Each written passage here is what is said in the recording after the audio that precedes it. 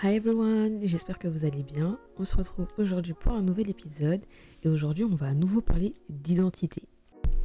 L'épisode d'aujourd'hui n'est pas scripté. Alors, la semaine dernière, on a parlé de la période de désert, de la période où on a un peu perdu au niveau de sa foi, etc. Étant moi-même dans cette période, je vous ai filmé 2 vidéos YouTube où je cherche à comprendre ce qui m'arrive, à savoir pourquoi je passe par ce process-là, que dois-je apprendre en fait, littéralement, et comment faire pour qu'à travers tout ça, ma relation avec Dieu soit davantage plus forte.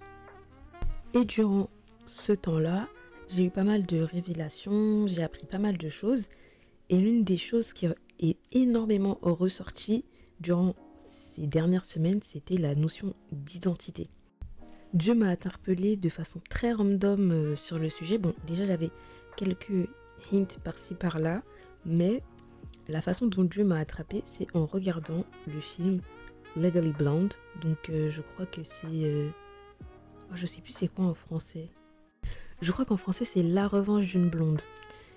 Et pour ceux qui ne le connaissent pas, je vous explique, c'est l'histoire d'une blonde qui vit à Beverly Hills, qui est présidente de sa sororité, qui sort avec le mec populaire, riche, et on la voit en gros s'attendre à ce que son copain finisse par la demander en fiançailles et qu'elle devienne vraiment, vous voyez, la petite femme parfaite aux côtés de l'homme parfait, etc. Sauf qu'en fait, lui, il met fin à leur relation parce qu'il lui dit que clairement, étant donné qu'il aspire à être sénateur, il peut pas se permettre d'avoir comme femme une petite blonde un peu écervelée, voilà.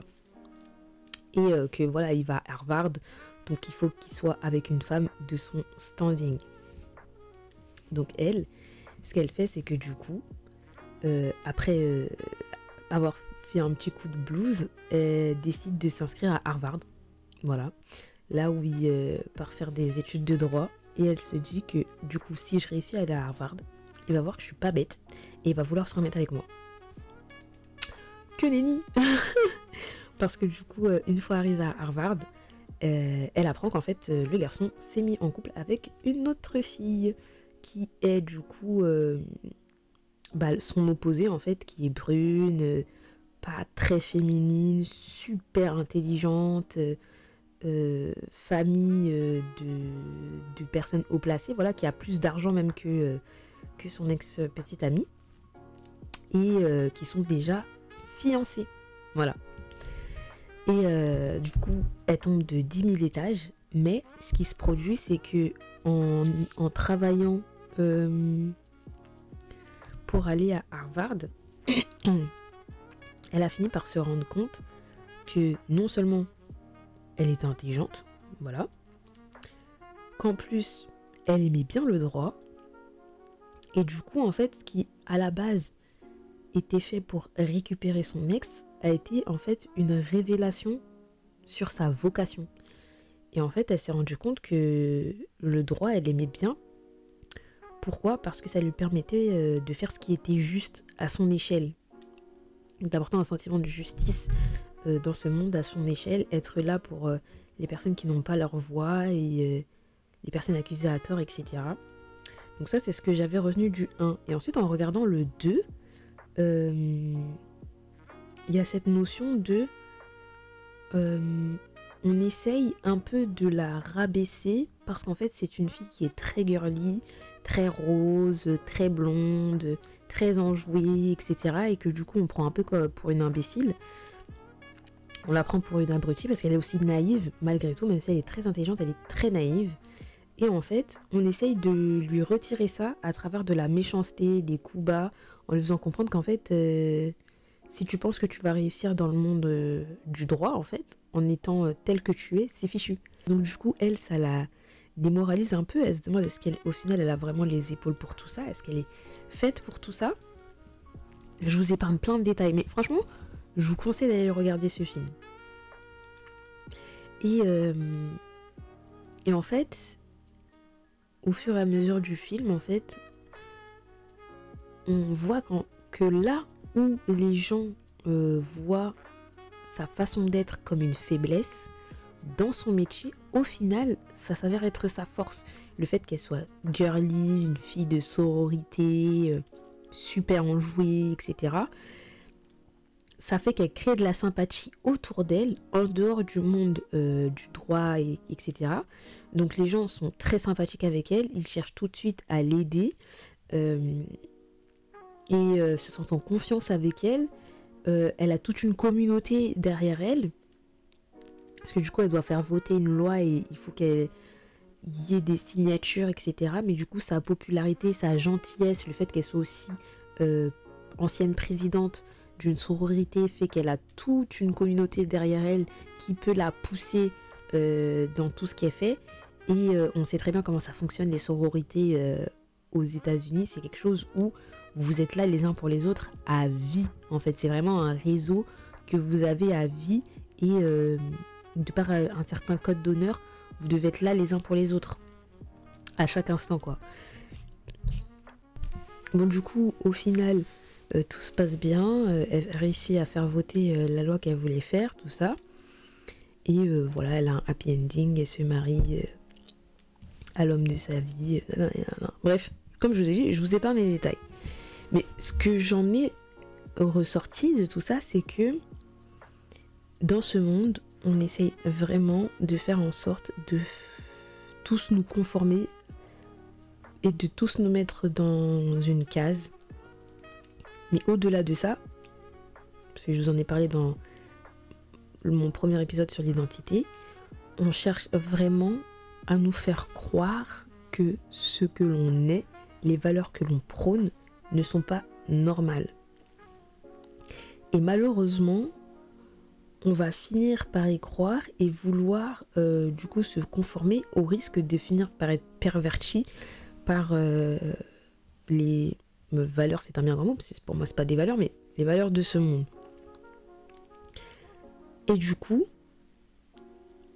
en diluant notre identité, on perd tous ces cadeaux que Dieu nous donne et nous met en main pour réussir les choses qu'il a préparées pour nous, en fait.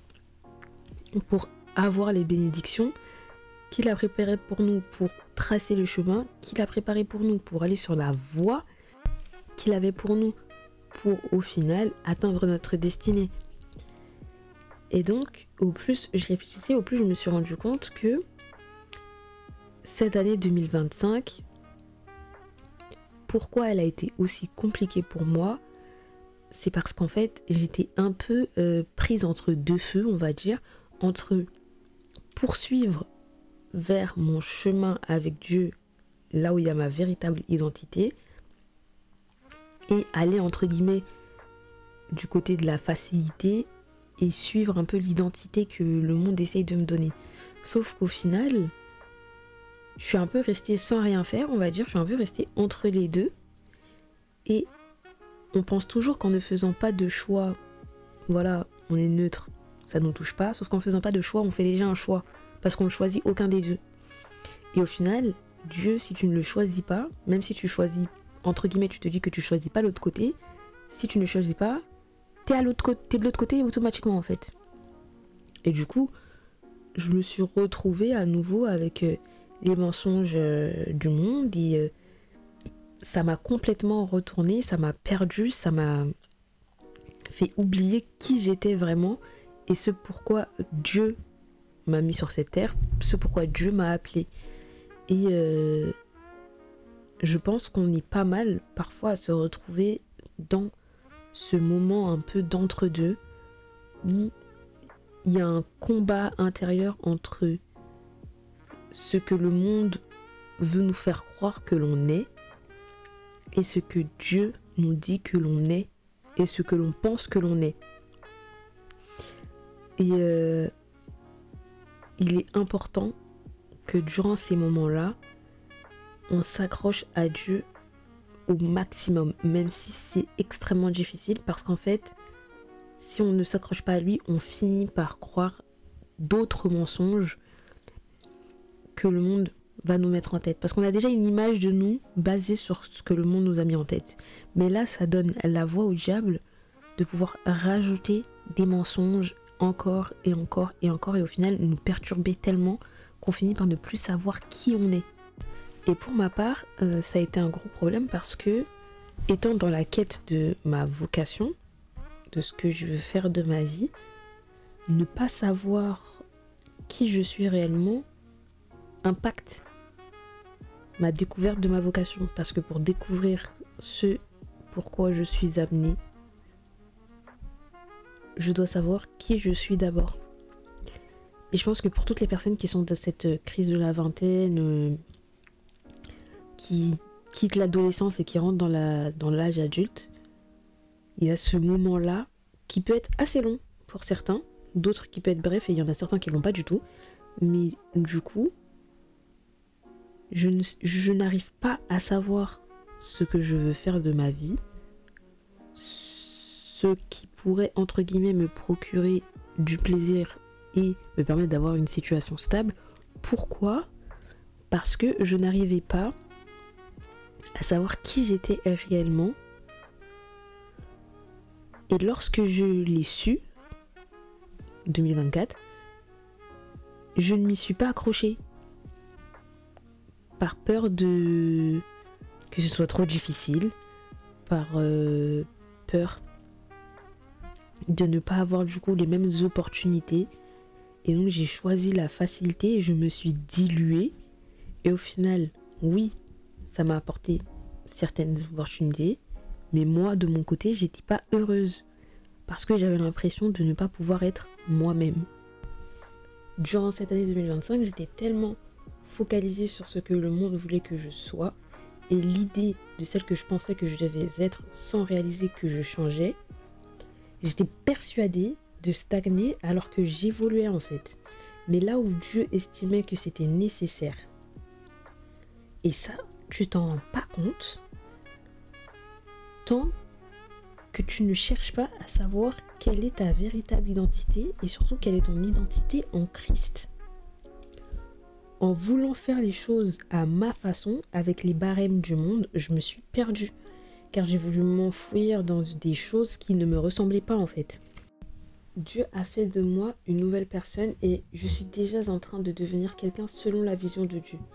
J'ai pas besoin de chercher partout qu'on me dise que je suis telle ou telle chose. Je sais déjà qui je suis. Je suis une enfant de Dieu en fait. Et que lui-même m'a rempli de talents et sait comment les exploiter. Il m'a rempli de dons et il sait ce que je dois en faire en fait. Et le monde m'a perdu, mais grâce à Dieu, je me suis retrouvée. Et j'espère qu'à travers tout le contenu que je produis,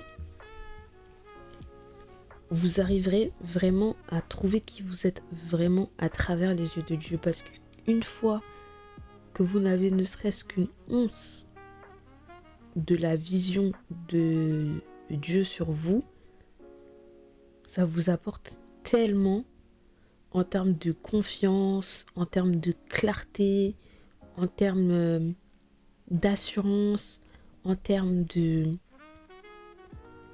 En fait, ça vous apporte sur tellement de points que je ne peux pas tous les énumérer.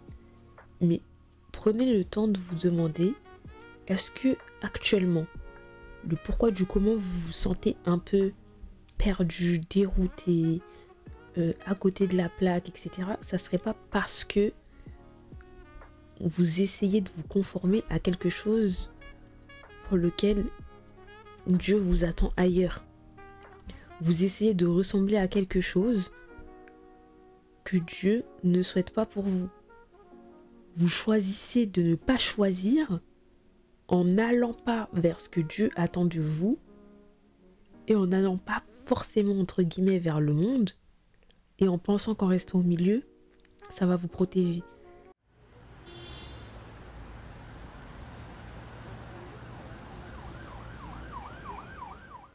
Dans 2 Corinthiens 5, versets 16 à 17, il est écrit « Ainsi, dès maintenant, nous ne connaissons pas la personne selon la chair, et si nous avons connu Christ selon la chair, maintenant nous le connaissons plus de cette manière.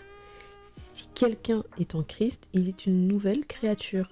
Les choses anciennes sont passées, et voici toutes choses sont devenues nouvelles. » Je vous ai déjà parlé de ce verset, je crois que c'est le verset 17, dans d'anciens épisodes de podcast, lorsqu'on parlait des choses passées, c'était passé, que vous n'étiez plus la personne que vous étiez avant. Mais là, on insiste sur le fait que vous êtes une nouvelle personne. Donc, vous avez une nouvelle identité. Et cette identité, vous devez faire en sorte de la préserver. Mais surtout d'en être fier. N'ayez pas honte d'être des enfants de Dieu. Parce qu'en cherchant à vous cacher, à cacher ce que Dieu a mis en vous, qui est censé être lumière et qui est censé être visible par tout le monde, vous vous diluez et vous perdez petit à petit ce que Dieu vous a donné. Et Dieu finit par un peu, entre guillemets, comme vous laisser, mais c'est pas vous abandonner, mais il y a un verset qui dit en gros, je sais plus c'est quoi, mais si Dieu, il a appelé quelqu'un à faire quelque chose et que la personne ne le fait pas, Dieu va donner cet appel à quelqu'un d'autre, parce que dans tous les cas, son œuvre doit continuer. Et vous, lorsque vous décidez de vous diluer, c'est comme si vous cherchiez à mettre un frein à l'œuvre de Dieu. Et du coup, Dieu va être en mode, écoute, tu veux pas de souci, je te laisse faire ce que tu veux faire. Moi, de mon côté, je vais m'occuper de ceux qui veulent vraiment. Et donc, elle est là, la sensation de stagner, de ne pas savoir où on va, d'aller à droite, à gauche, et de ne pas avoir une vision claire sur ce que Dieu attend de nous, parce qu'au final, on a un peu peur de ce que ça pourrait impliquer, ou de ce que ça implique, si on en a conscience. Et je pense que tant qu'on aura cette peur, on ne sera pas en capacité de savoir ce qu'on est censé faire, comme notre vocation, ce que Dieu attend véritablement de nous. On ne sera pas en capacité de réussir les choses qu'on veut mettre en place, parce qu'il nous manque cet élément-là, qui est l'élément clé finalement. Et je suis en train de lire un livre pour m'aider justement à sortir de tout ça, qui est Living Fearless, Exchanging the Lies of the World for the Liberating Truth of God, de Jamie Winship. Donc, vivre sans peur, échanger les mensonges du monde contre la vérité libératrice de Dieu. Et le livre, du coup, il a pour but de permettre de nous libérer en fait de toutes ces peurs qui nous empêchent du coup de connaître la vérité à notre sujet, de changer de mindset, d'expérimenter le pouvoir de savoir quelle est notre véritable identité. Et il le fait à travers un peu son témoignage, etc., avec de bons conseils. Et je pense que c'est un livre qui peut en aider pas mal. C'est un livre que j'ai vu, je crois, sur une vidéo YouTube d'une youtubeuse chrétienne, si je me souviens bien. Je crois que c'était Deborah B, je crois. Mais peut-être que c'est pas elle et je vous dis des bêtises. Mais dans mes souvenirs, justement, le pourquoi du comment j'ai décidé de l'acheter, c'est parce qu'il était très très bien recommandé. Et je pense qu'on devrait tous, ceux qui passent par cette phase-là, se le procurer. J'aimerais bien faire un book club pour qu'on puisse parler de ces livres-là et qu'on puisse échanger autour de tout ça. Dites-moi si ça vous intéresserait. Et j'ai demandé sur Insta, mais bon, sur Insta, les gens ils font les ninjas, donc personne ne répond quand tu fais des sondages, personne ne répond quand tu fais des posts. Donc je vais demander aussi sur YouTube. Mais déjà, de ce que j'en ai lu, j'ai appris pas mal de choses sur moi et ça m'a poussé à faire des recherches sur certaines choses. Je pense que j'en parlerai dans un prochain épisode, le temps d'avoir encore plus d'éléments. Mais c'est vraiment révélateur.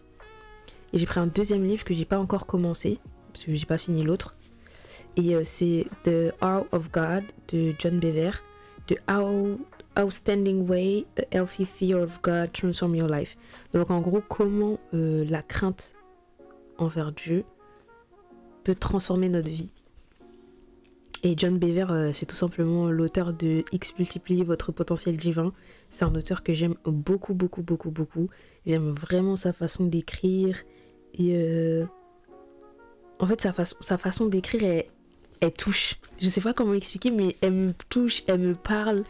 Vous voyez, il y a d'autres livres, je sais pas comment expliquer, mais j'ai du mal à être captivé. Et pourtant, c'est pas des romans ou quoi, ok, ça, mais en fait, sa façon d'écrire, c'est comme si il était là avec vous et que vous avez une conversation, en fait. Je sais pas comment expliquer, mais je trouve qu'il écrit super bien. Enfin bon, on va s'arrêter là parce que l'épisode est assez long et que j'ai peur de partir dans un hors-sujet. Mais du coup, voilà ce que ça donne quand on ne scripte pas ces épisodes. Mais pendant plusieurs jours, je voulais scripter cet épisode, mais c'est comme si Dieu me disait de ne pas le faire. Et du coup, d'enregistrer de cette façon. Donc je me suis laissée porter. Ce qui est très difficile pour moi parce que j'aime bien que tout soit carré, coordonné et littéralement tout contrôlé. Mais là, c'est pas le cas. Mais du coup, en conclusion, il est vraiment important qu'on cherche vraiment à savoir qui on est à travers Dieu. Et pour ça, c'est pas en priant Seigneur, dis-moi qui je suis à travers toi, qui je suis à travers toi. C'est vraiment en prenant le temps de parler avec lui et d'apprendre à le connaître.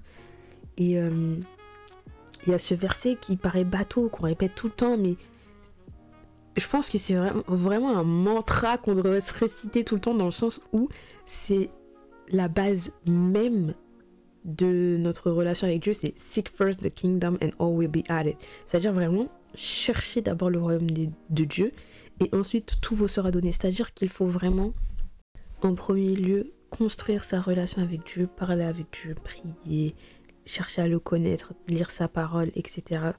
pour ensuite avoir les révélations sur toutes les autres choses qui nous intéressent. Vous voyez, c'est comme un peu... vous voyez les montagnes de flûtes de champagne. Quand vous versez le champagne sur la première coupe, le fait que la première coupe soit remplie, ça va finir par déborder et remplir les autres coupes en dessous, et ainsi de suite, et ainsi de suite, et ainsi de suite. Et en fait, la première coupe, pour moi, ça représente vraiment votre relation d'abord avec Dieu, ce que vous construisez, etc. Au tout début, une fois que vous avez vraiment cette notion de créer du lien, de chercher Dieu en premier, etc. Tout en découle. Donc il y a toutes les réponses à vos questions. Vous commencez du coup à être fulfilled, donc comment dire ça, rempli, épanoui, etc. Et puis petit à petit, tout ce que vous recevez, ça jaillit et ça redescend pour d'autres personnes, etc., etc., etc. Donc, même si dans ces moments de désert qu'on peut traverser, c'est très très difficile de prier, de lire la Bible, de jeûner, c'est très très dur. On a l'impression qu'il y a une lutte intérieure pour ça et que tout est mis en place pour qu'on ne fasse aucune de ces choses-là et qu'on n'a surtout pas forcément l'envie. Répétez-vous que même si vous ne comprenez pas et vous ne savez pas ce que ça va donner, vous le faites quand même. C'est-à-dire que priez et dites à du Seigneur, je t'avoue que là je suis dans le flou, je sais pas trop quoi dire, quoi faire. C'est un peu compliqué en ce moment. J'ai vraiment du mal à te parler, j'ai vraiment du mal à me retrouver dans notre relation, etc., etc. Vous parlez vraiment à cœur ouvert. Quand vous lisez la Bible, si vous n'avez pas l'envie, etc., ou que c'est compliqué, cherchez quelque chose qui va vous donner une structure. Faites des plans sur l'application de Bible App, lisez des livres. Voilà, il y aura toujours un moment, un retour à la parole de Dieu. Donc après, vous pourrez lire la Bible, lire le contexte et tout, etc. Mais faites en sorte de construire quelque chose avec le peu de force que vous avez, parce que Dieu, il saura faire fructifier tout ça et vous apporter les réponses à vos questions.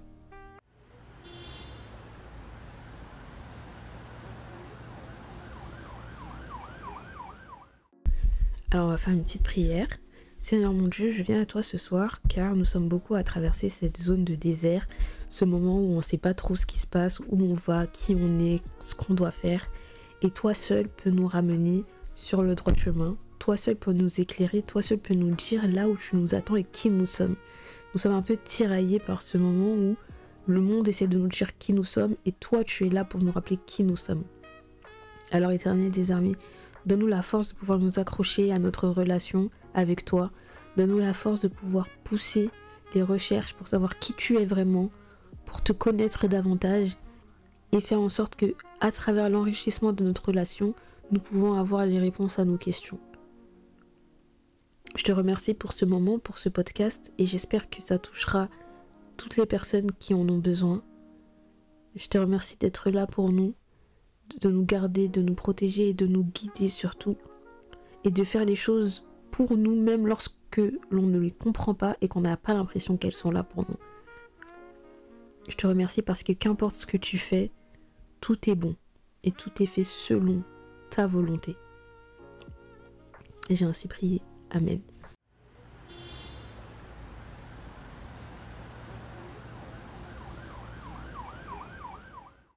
Voilà. Alors du coup, j'espère que j'ai pas fait un hors-sujet les amis, parce que je sais même plus comment a commencé ce podcast. Voilà. En tout cas, j'espère qu'il vous aura plu. Si c'est le cas, n'hésitez pas à me le dire en commentaire, à le partager pour d'autres personnes qui pourraient en avoir besoin. Et en attendant tout ça, on se retrouve sur mes autres réseaux sociaux. Je vous fais de très très gros bisous et je vous dis au prochain épisode. Kiss!